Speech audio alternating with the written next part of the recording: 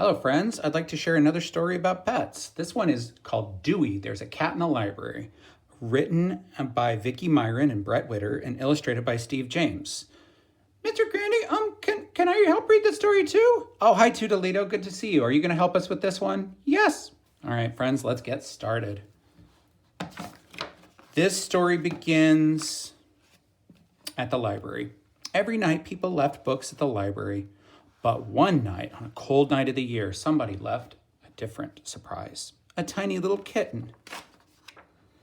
When Vicki the librarian found him the next morning, that kitten was cold and scared and very dirty. So Vicki decided to give this kitten a warm bath.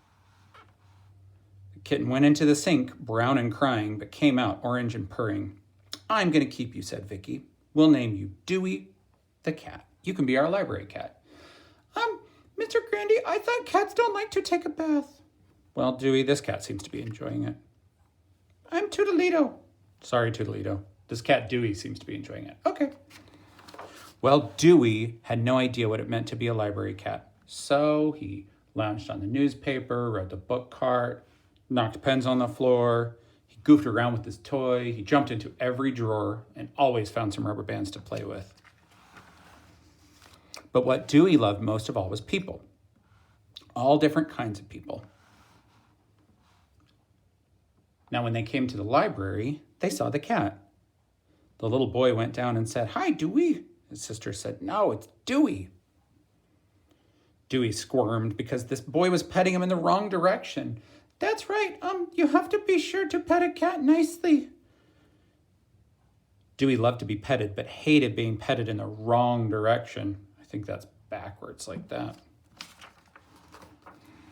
Dewey was licking his fur back into place when he heard a strange noise. Wah!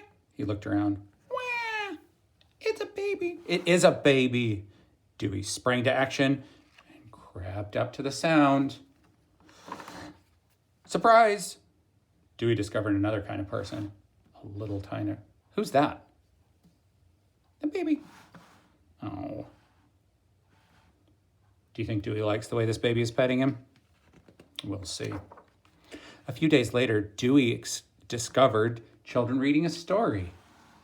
They were listening to a book from the librarian, and somebody saw him. "There's a cat in the library," they shouted. "Oh no!" It was quiet for 1 minute, then everything went wild. Look at Dewey. Do you think he's happy about this? The next thing he knew, he was being carried upside down. Have you ever carried a cat like that, friends?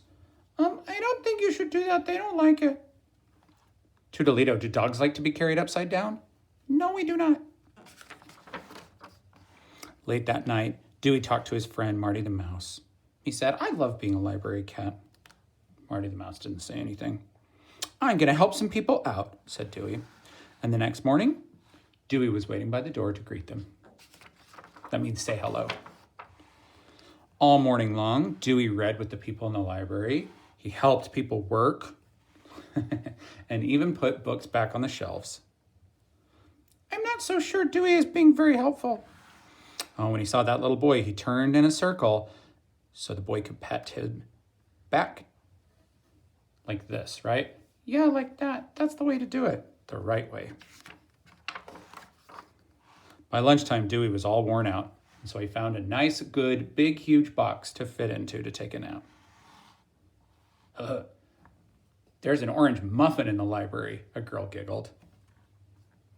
Mr. Grandy, cats like to sit in small places. Thanks, Tudolito. Just as Dewey was about to fall asleep, he saw a sad little girl.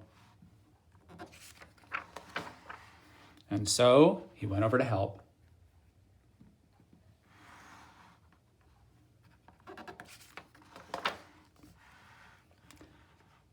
Dewey decided to be a silly cat and hid inside her coat.